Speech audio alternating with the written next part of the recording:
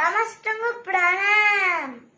ଗୀତାରେ ଭଗବାନ ଶ୍ରୀକୃଷ୍ଣ କହିଛନ୍ତି, ମୁଁ କାହାର ଭାଗ୍ୟ ତିଆରି କରେ ନାହିଁ, ମଣିଷର ଭାଗ୍ୟ ମଣିଷ ନିଜେ ତିଆରି କରିଥାଏ।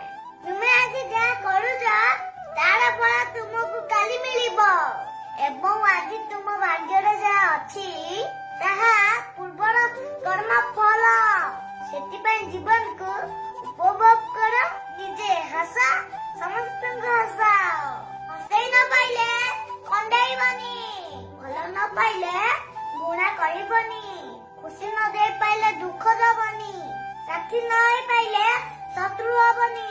ଆମେ କିଛି ନେଇକି ଆସିନେ କି କିଛି ନେଇକି ଯିବାନି, ବାସ୍ ସମସ୍ତଙ୍କ ସହିତ ଭଲରେ ହସ ଖୁସିରେ ଜୀବନ କାଟିବାକୁ ପଡିବ। କାରଣ ମଣିଷର ନିଶ୍ୱାସକୁ ବି ଜଣା ନଥାଏ ସେ ଫେରିବ କି ନାହିଁ। ତେଣୁ ନିଜେ ହସନ୍ତୁ, ସମସ୍ତଙ୍କୁ ହସାନ୍ତୁ। ରହୁଛି, ଜୟ ଜଗନ୍ନାଥ।